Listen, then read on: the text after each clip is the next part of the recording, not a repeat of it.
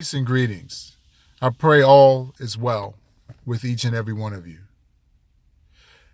As we come to the end of February, we also come to the end of the celebration of Black History Month, a celebration that acknowledges, highlights, and accomplishments of our ancestors from the past, as well as those who are currently creating history now.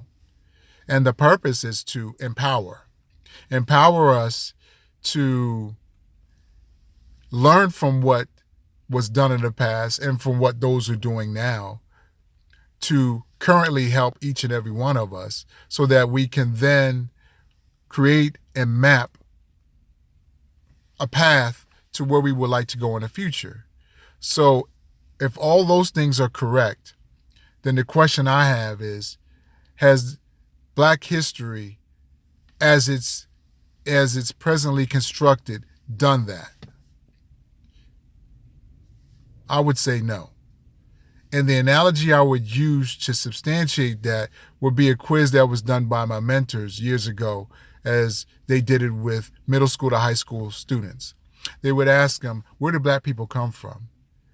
In a unified voice, the children would say, Africa. And they would say, no, Africans come from Africa. Where do Black people come from? And now this is predominantly African American and Latino children. When he would present that, there would be silence in the room. So then he would say, okay, where do Italians, in succession, where do Italians, Germans, Polish people come from? And correctly, the students would be able to tell you where they came from. And he would come back, where do Black people come from? We would get a multitude of answers. The purpose of the quiz was to let the students know, or to educate the students, that everyone identifies with a landmass. Groups of people identify with land masses. And although we as African Americans, those of us who have ancestors that came through the experience of being enslaved, may not know what country they came from, we do know, and we should know, that we come from the continent of Africa.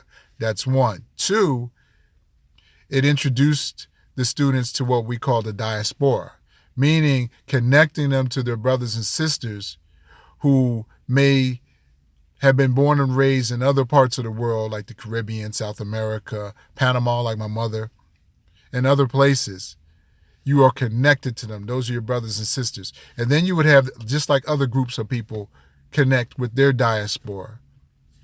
Then that will once they grasp that, then they can be educated in understanding that they're not minorities. They're actually the majority.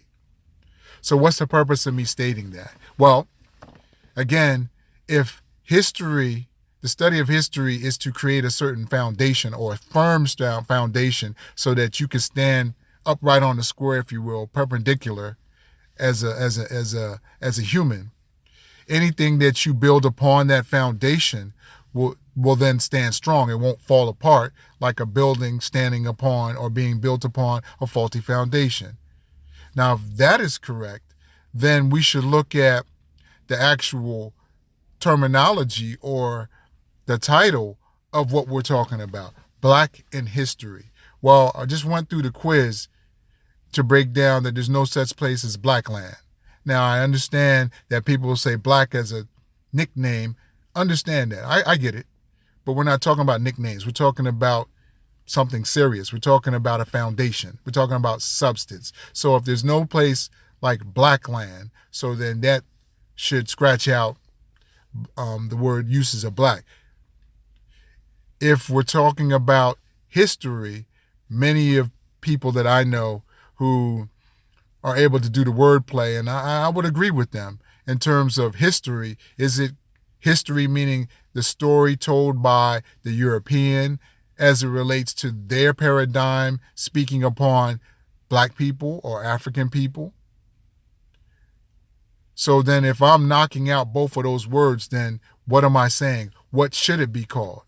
It should simply just be called African story, because then that's a firm foundation. Then if you incorporate the diaspora, the motherland, and other places, now you're putting in key ingredients that will truly help to empower those of African descent, as well as create a blueprint and a roadmap and a diagram for others who are not of this descent to then value the contributions, because then they'll understand that, or at least be exposed to the fact that Africans helped to educate Europeans in Europe, for example. And there's many other examples I can give, but just want to give that teaser. So now, with that being said, where do we go with this? So this is just, like I said, a teaser, an introduction. I want to pose questions. I want to know, what has Black history done for you? And it's not just for my brothers and sisters who look like me, but I'm talking about all of you who appreciate and appreciated my blog, my posts, as well as commentary. If you're of European descent or any other ethnicity, what has Black history done for you? The study of it in this country. Has it helped you to value Black people more in its current construct? If you're of African descent, has it helped you? Has it empowered you? Could you care less? Is it a class that you wish you never had to take because it meant nothing to you? So I'm eagerly awaiting to hear your thoughts on it. And I will re-release my post called Black History, the Misnomer, so you can read in detail a little more of what I'm talking about. And please comment on that. And as I'm thinking about it, for those of you who are within the group, the Quabad's Corner or Quabad's Social Com, would you go into your settings, if you haven't already, and to select, when you come to the page, select notifications, so when I post the blog as well as my videos, that it'll hit you up, and then at your convenience, you can then go back and read and view the video. Thank you for your time. Hotep.